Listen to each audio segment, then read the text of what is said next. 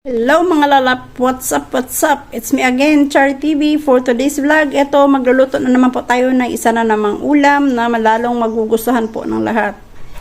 Ito po yung mga ingredients na ating gagamitin. Meron po ako ditong pork, ground, garlic, onion, chili pepper, Chinese pichay, slice. Meron po tayo ditong 1 liter na water. Ayan, mayroon pa tayo ditong magic syrup granules, pork broth cubes, black pepper, salt, tsaka oil for saute.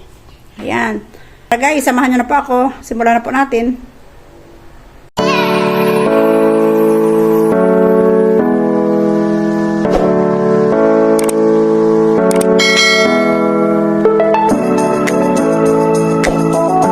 Init na po tayo ng ating pan. Ngayon naman, maglagay naman po tayo dito ng oil. Kunti lamang po yung ilalagay natin para po isute lang po natin itong ating ingredients. Sute po muna natin itong ating onion. Sute po natin siya hanggang sa mag-translucent po yung kanyang itsura.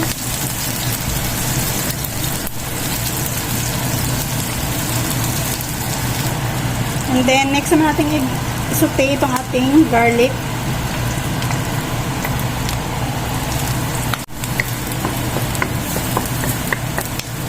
Saute lang po natin sila pareho ng ilang minuto. And then, next natin ilalagay itong ating ground pork.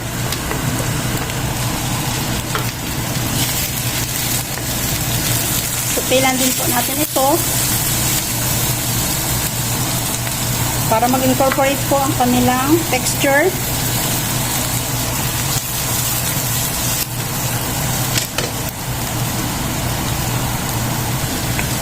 Halo-haloin po natin siya kasi medyo frozen po yung ating ginamit dito na pork para maluto po siya.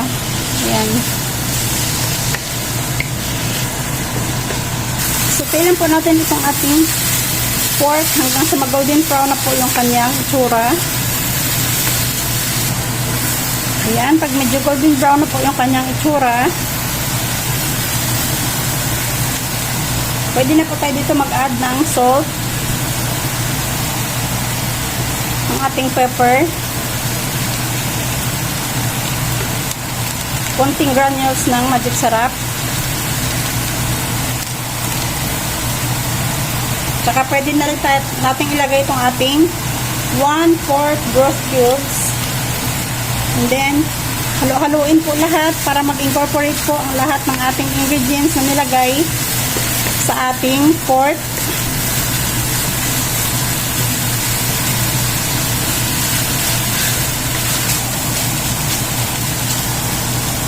And then, mag-add na po tayo dito ng ating water.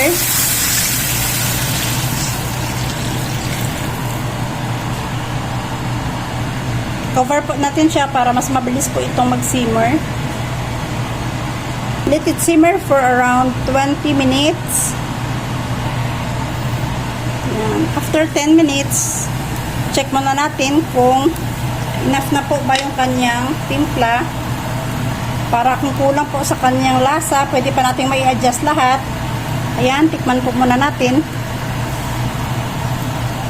Medyo kulang pa po yung kanyang timpla. Ayan, mag-add po tayo dito ng konting salt. At konting black pepper pa. And then, halo-haloin natin.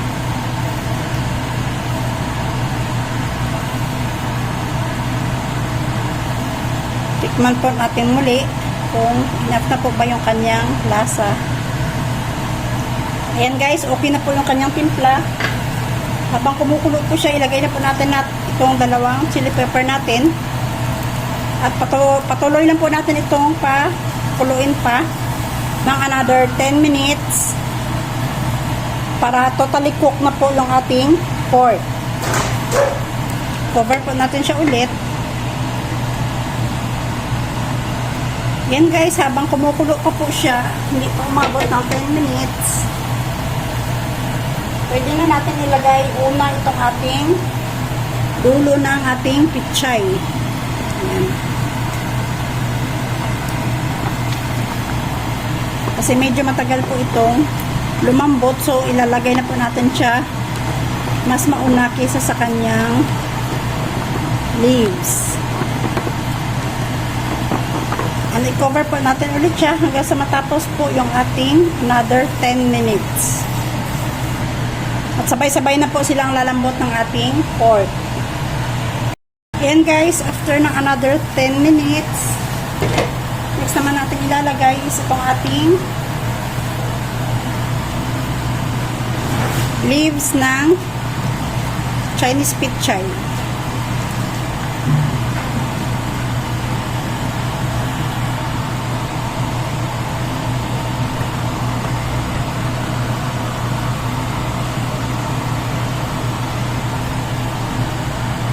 And then, halo-haloin po natin siya. Dahan-dahan lang kasi mas mabilis naman po itong maluto. Ayan. Simmer na natin ulit siya ng another 3 minutes. After ng 3 minutes guys, luto na tong ating bagong nilagay na leaves ng Chinese pichay. And guys, turn off na po natin ito sa ating heat. And it's done. Ayan o, umuusok-usok to. Ready to serve.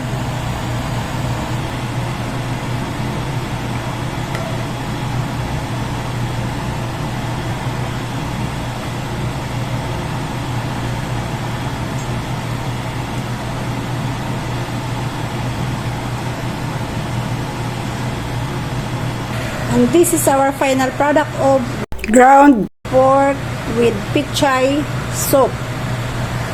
Thank you for watching. Bye.